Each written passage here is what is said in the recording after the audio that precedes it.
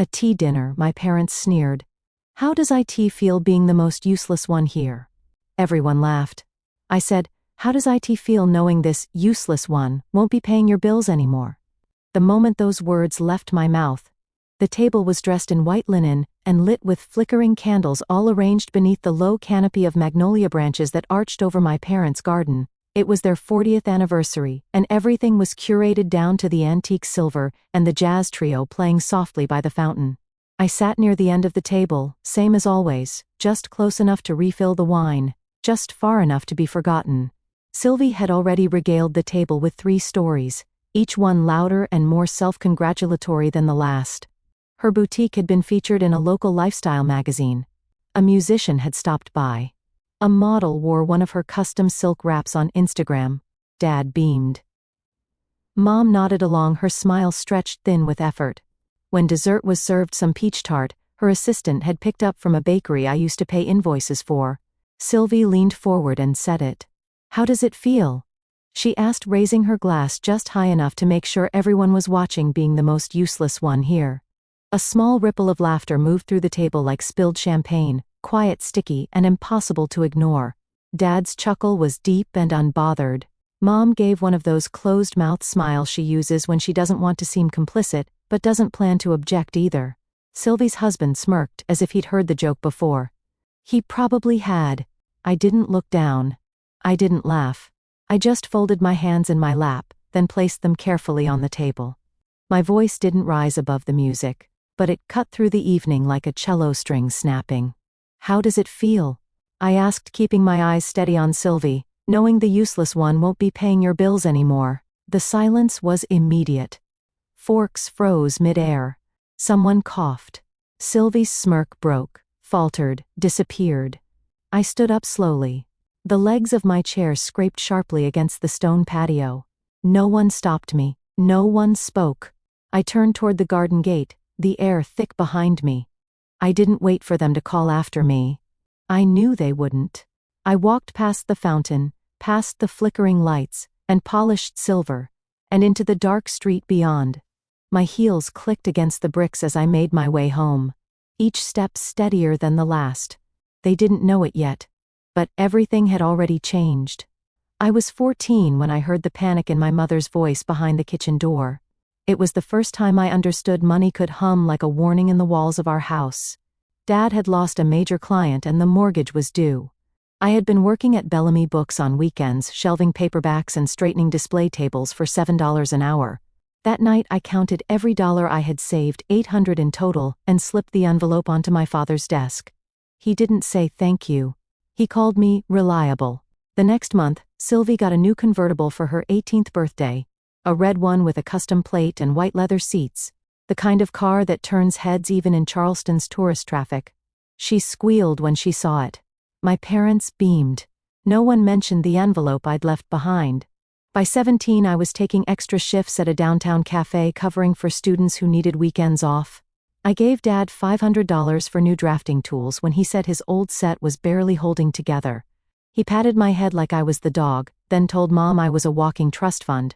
At 19, I was offered a partial scholarship to study art history in Florence. It was the first thing I'd wanted just for myself. I remember sitting on the back steps with the acceptance letter, rereading the words until they blurred. But Sylvie was behind on tuition again. Something about unpaid fees and an apartment too expensive for her part-time gallery job. Dad sat me down in his office.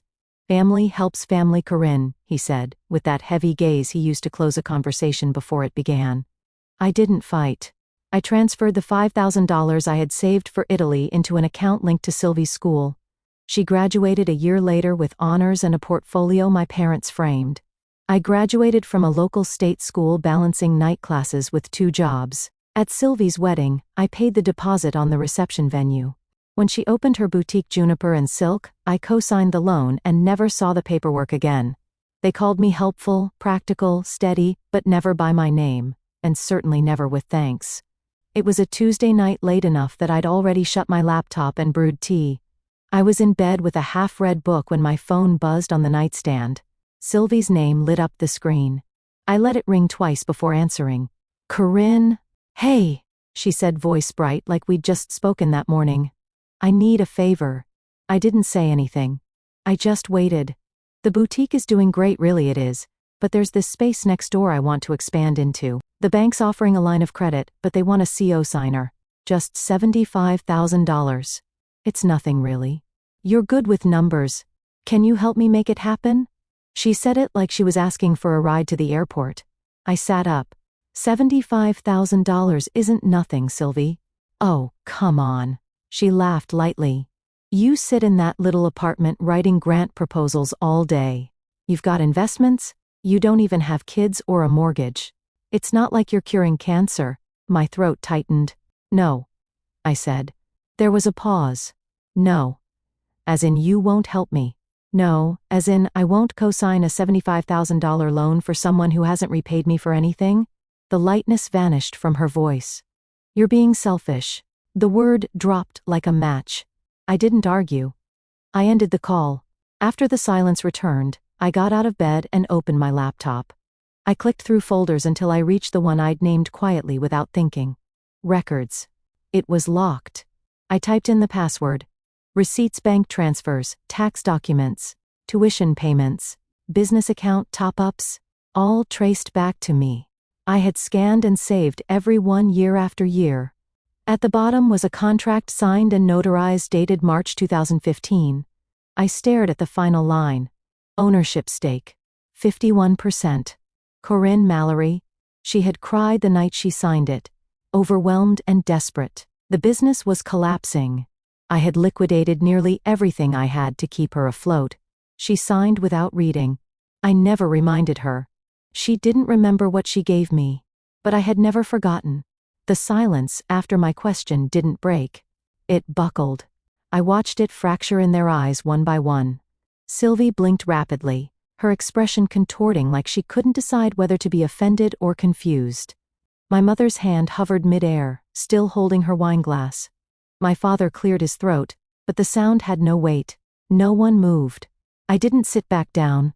Instead, I took one step forward, my voice quiet, but clear. You want to know how I feel? I asked. Let me tell you. I turned my gaze on Sylvie first. The tuition you couldn't cover at St. Martin's, that was me. The boutique's lease when your rent check bounced during lockdown, me again. Payroll for your staff for 3 consecutive quarters, all covered. I looked at my parents. The down payment on your new roof. The orthodontist. The catered reception for Sylvie's wedding. I signed every check. I filled every gap. Sylvie opened her mouth, but nothing came out. I kept quiet because I thought that's what family did. I said, I thought being useful was the same as being loved. I thought if I worked hard enough, gave enough, I'd earn a seat at this table. My mother looked down. My father finally spoke. That's enough, Corinne. I shook my head. It's not even close. I reached into my bag and placed a manila folder on the table. I didn't open it. I didn't need to. Inside are documents proving I've funded over $120,000 in expenses for this family since I was 16, including the contract that makes me majority owner of Juniper and Silk. Sylvie jolted upright. You're lying. I looked at her. You signed it. You were crying on the phone. Remember March 2015? I saved your business. You just forgot I was there. My father stood up, his jaw tight. You're humiliating your sister in front of everyone. No, I said, gathering my voice one final time. I'm done hiding what you chose not to see. I turned toward the gate. The candlelight behind me flickered restless. No one followed. No one called my name. By the time I reached the street, the air felt cooler. And for the first time, the weight wasn't mine. The morning after the dinner, I opened my banking app. My thumb hovered over the scheduled transfer, $2,500 withdrawn from my savings account on the first of every month, like clockwork. It had started quietly back when Sylvie's boutique was barely covering utilities. I hadn't told her about it. She just assumed things had resolved on their own. I tapped cancel transfer. A pop-up appeared. Are you sure? I clicked yes. By the end of that week, the fallout arrived. First, it was a string of texts from Sylvie. Landlord called. Rent bounced. What's going on? Suppliers are freaking out. Are you late on something? Then the calls. Then the voicemails. Each one more frantic than the last. By Friday night, I stopped checking my phone entirely. Saturday morning, the buzzer rang. I walked to the intercom already knowing whose voice would be waiting on the other end. Corinne. Sylvie snapped. Open the door. My father's voice followed, lower but edged with command. We're not here to fight. We just need to talk. I buzzed them in. They entered like they still owned the place. Sylvie stormed past me into the living room, arms crossed. My father followed, slower, his eyes scanning the space like he was looking for something to be disappointed in. You cut me off, Sylvie said. The boutique is a mess. My suppliers are threatening legal action. My landlord wants 2 months' rent immediately. You can't just. I did, I said. And I won't be restarting it. You don't get to just decide that, she snapped. Not when we're this far in. I've been deciding it for years, I replied, walking calmly to the side table where I kept the folder. You just never noticed. I laid the leather-bound portfolio on the coffee table and opened it. Receipts. Wire transfers. The loan agreement for the boutique. Bank records. Emails with her vendors. The contract with my 51% ownership, notarized and dated. Everything you've built, I said, turning the pages slowly, has been quietly scaffolded by me. You can call me selfish, dramatic, whatever you want. But I'm done. My father leaned over her shoulder, eyes narrowing at the contract. This isn't how family works, Corinne, he said. We don't keep score. No, I replied. You just don't like when the math is out loud. They didn't speak for a moment.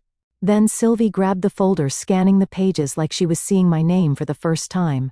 Her hands trembled, but she said nothing. You wanted me to fix it? I said, folding my arms. I just did.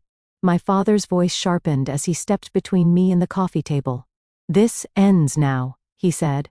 You'll reinstate the payment. We can't afford this chaos, Corinne. You have the means. You will help your sister.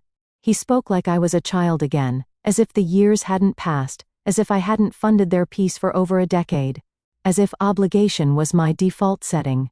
I already have, I said, steady. I helped when Sylvie was crying to me night after night, when she thought her boutique was finished, when creditors were circling and she couldn't make payroll. I liquidated my investment portfolio. $60,000, my entire cushion. He blinked. Sylvie's head jerked back. You never said that, she spat. You didn't tell me. You didn't ask, I said. She turned to my father, eyes wide. I thought it was a short-term loan. You signed a contract, I said. You were desperate. I saved the business, Sylvie. And then I disappeared so you could pretend it was all you? Her jaw clenched. You didn't have to humiliate me. You didn't have to bring it up in front of everyone. I brought up the truth. You brought the humiliation the second you called me useless. My father raised his voice. This isn't about feelings. This is about unity, about protecting the family. No, I said, stepping closer. This is about power. You don't get to mock the person keeping the lights on. You don't get to call her selfish when she stops letting herself be drained. Sylvie laughed, bitter and brittle. So this is revenge? Some pathetic play for control? No, I said softly. This is reclamation. For years I kept you afloat and let you pretend I didn't exist. I let you treat me like I owed you the air you breathe. But I don't. Not anymore. My father shook his head. You're tearing this family apart. I've been holding it together, I said. Quietly. Invisibly. You only noticed me when I said no. Sylvie clutched the portfolio to her chest. Her silence was louder than her shouting ever was. When they left, I didn't follow them out. I closed the door gently behind them and stood there for a long moment, hand still on the knob. My voice had finally landed, and I knew exactly where it would echo next. The manila envelope arrived on a rainy morning, heavy in my mailbox, like it already knew what it carried.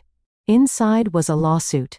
Sylvie was suing me, claiming I had coerced her into signing over the boutique during a time of emotional vulnerability. Her attorney used phrases like undue influence and breach of trust. I didn't panic.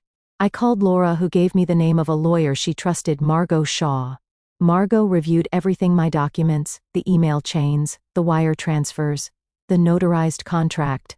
She didn't flinch. This isn't a lawsuit, she said, flipping the last page. It's a warning shot, and it won't land. The hearing came quickly. Sylvie showed up, polished lips pressed tight. My father sat beside her, arms folded, jaw locked. They didn't look at me. Her lawyer painted me as controlling, calculating. Said I preyed on her desperation in 2015. Claimed I used business as leverage against family. Then Margot stood. She didn't embellish. She showed them what I'd done: $60,000 wired from my account. Debt negotiated. Landlord appeased. Payroll saved. All documented. All signed. This wasn't exploitation, she said. It was survival. And my client made it possible. The judge looked unimpressed with the theatrics. Motion to dismiss is granted. Just like that. Outside the air was warm. Margot told me I was free. But walking to my car, I realized something quieter had ended too. Not just the case, but the part of me that still expected them to care. After the judge's gavel fell, the silence came quickly. No one called. No one wrote. My mother didn't even send her usual vague holiday card with a photo of the garden. For the first time in my adult life, I was entirely unaccounted for in my family's world. I thought it might hurt more. Instead, it felt like walking into a room I didn't realize I'd been locked out of. The absence didn't ache. It clarified. With the legal mess behind me, I returned to the easel I had pulled out weeks earlier. I bought better brushes. I mixed color without rushing. It didn't matter what I painted: landscapes, unfinished portraits, sometimes just layers of red on top of green. It wasn't about creating something good. It was about feeling my hands do something that wasn't for anyone else. One morning, an email came from a woman I'd met years ago through a nonprofit grant. She was helping organize a regional women's leadership conference. The theme was resilience, rebuilding without permission. She said they wanted someone who could speak to setting boundaries with grace. Someone who had walked away from something that had once defined her. They wanted me. I sat with the invitation for 2 days before responding. Then I wrote back, yes, I'll do it. And for the first time in a long time, I let my voice rise above the quiet. My birthday came on a Tuesday, quiet and unceremonious. I took the day off work, wandered the cobbled streets near the waterfront, and bought myself a slice of lemon cake from a bakery that didn't ask questions. No one called. No one from the family, at least. That evening, as the sun slipped low behind the Spanish moss, my phone buzzed. It was a text from my mother. Thinking of you. I miss my girl. 7 words. I stared at the screen for a long time, the message hovering like a hand halfway extended. It wasn't an apology. It wasn't acknowledgement. It was nostalgia, maybe. Or regret. Or an echo of something she once meant. Years ago, that message would have undone me. I would have taken it as a sign to soften, to reopen the doors I had just started to close. But not now. I set the phone back in my pocket without replying. The wind off the harbor was warm and clean. I passed the bookstore where I'd worked as a teenager, the one that smelled like old paper and lemon polish.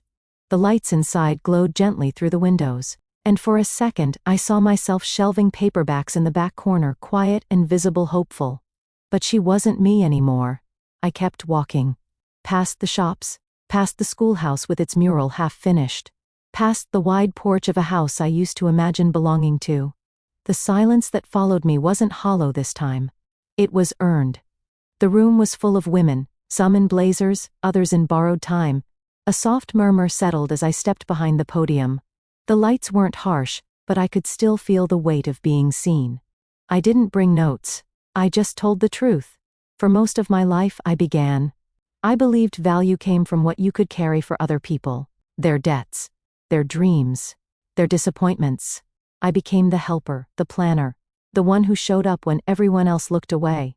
I let the silence hold. But the greatest thing I ever gave, I said slowly, was finally giving myself permission to say no. I told them about the loan. The years of silent giving. The night at the dinner table when I said the one thing no one expected from me, the truth. I didn't name names. This wasn't about revenge. It wasn't even about justice. It was about weight. And how good it felt to set it down. When I finished, the room was still. Then came applause, not loud, but real. A woman in the front row nodded with tears in her eyes. Another stood slowly, like she was unfolding a truth inside herself. Afterward, they came to me with stories. Not about boutiques or money, but about boundaries and breaking points. About mothers, husbands, sisters, sons. About waking up. That night I walked home under a sky wide with stars. My name tag still clipped to my blouse paint on my fingers from the canvas I'd worked on that morning. No more saving anyone from themselves. No more giving until I disappeared. I didn't become famous. I didn't become rich. But I became free. And maybe that was the most ambitious thing of all.